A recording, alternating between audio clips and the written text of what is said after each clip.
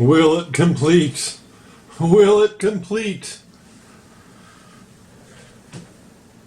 This is another VideoPad tip.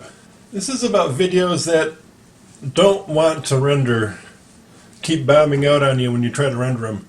It's especially true doing a 4K video, especially on a limited computer. This computer is actually pretty hopped up. It's a Ryzen machine. I'm still playing with memory though. This is my first attempt today at rendering this video.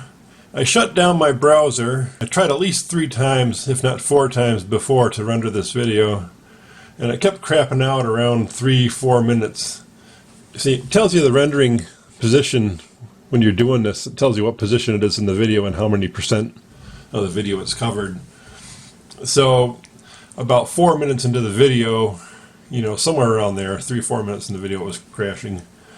And it did that several times last time. I had the browser on and everything else in the background. I did shut things down a little bit, you know, close windows and try to conserve resources before I started rendering, but I didn't shut down the browser, I don't think. I just put it in the tray. So I kept crashing. This is a difficult video to render because it's a 4K video, even though I'm on a pretty big machine right now. It's a 4K video and it's got a lot of edits into it. And I put my mouse away because I didn't want to accidentally disturb the rendering process with my mouse. So I put the mouse in a place I can't reach it. Here it is. And I also grabbed the keyboard in the middle of this thing and started typing because I grabbed the wrong keyboard. I use remote keyboards and they look pretty similar. And one's for my laptop, which I have also going, so while I have this computer tied up rendering, I don't have to disturb things, supposedly. But then I grabbed the wrong keyboard and started typing, and I heard VideoPad protest a few times. But it didn't upset its apple cart. It finished. So very good. It's all done. I want to show you this is the making of my Strasbourg video, which I'll show you real briefly. Just to show you what a task this is for the poor device. You know, I'm up to, got 2 audio layers, 4 video layers basically. And you can see all the different edits I got in here. So, yeah. The other thing I try though, if you are having a video that won't render, especially with some of the older versions of the software, it seemed to be more of a problem. One thing I suggest doing is going to the video clips.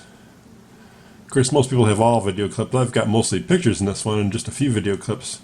But you can see where I can go to any of my video clips. I've also underlined my pictures with backgrounds. That's why I got so many layers. Let me see. But if I can find a video clip here, I'll just use the audio to find my video, basically. Yeah, these were video clips. But basically what I do is I trim the frames. If they won't render, I go to my video clips and I trim the first and last frame off. Especially if you're using it right from where the camera turned on and right when the camera turned off. I like to trim those ends. I don't like to have untrimmed ends as a rule when I make a video anymore, because it's just asking for trouble. Sometimes it's like I don't know, this is my theory. I'd like to hear some correction if anybody really knows. But it seems like when you turn a camera on and turn a camera off, you don't necessarily start and end with at a frame. You kind of start anywhere and end anywhere. And that's just kind of asking for trouble. If you trim those end frames off, it seems to be better, even if you're going to use the whole clip. So that's one suggestion. Just trim your frames if you're having trouble rendering. So one other thing I did on this video in an attempt to make it successfully complete rendering was to lower the amount of tracks I had. So when this video was all done, I had 3 audio tracks because I've got 2 audio pieces, and the other one was on its own track initially, until I got them all positioned and trimmed and all so they'd stick together. So, I limited down my tracks as much as I could. I also had 5 video tracks that I lowered down to 4 just by combining some of these overlays that were scattered about. So yeah, there's a lot in this video. And the other rendering challenge in this video is that almost every image has got some kind of effect on it. So let me blow this up and show you. See if it'll... Oops. Yep, see, I've got 2 effects in this one. And I just pulled this one out at random. Because I shot these all on really gloomy days.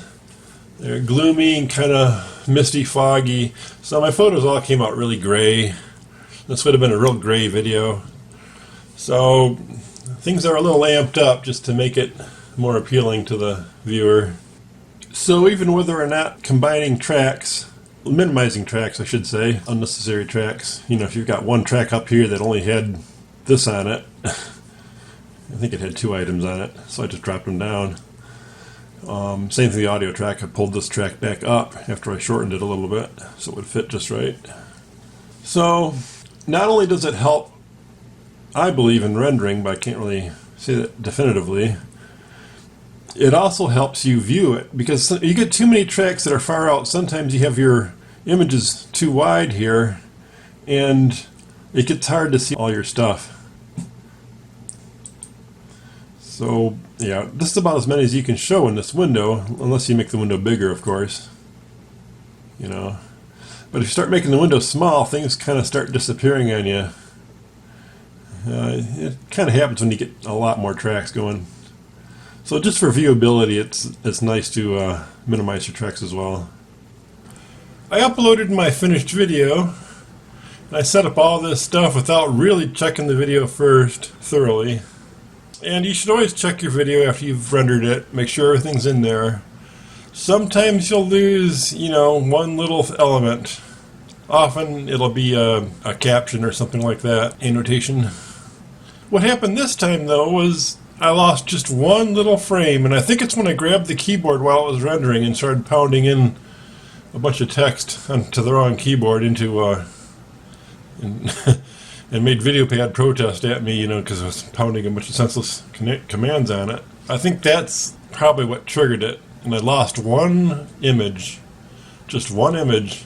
The background image is there in the photograph that's supposed to be at 551, you know, 5 minutes 51 seconds. It's just missing. So all I see is background for one image. It's the only thing wrong with the whole video. So I re-uploaded the thing over again after I, you know, re-rendered it again. This time I didn't reset the computer or anything. I just I did close down the browser, but you can see the file's just a hair longer now, and that's just about the right size for, you know, one more image that it missed. So hopefully it's going to work this time. I think I'm going to upload it to YouTube and then watch it, and then start transferring all this information from one upload to the other upload. Such is the life of a YouTuber.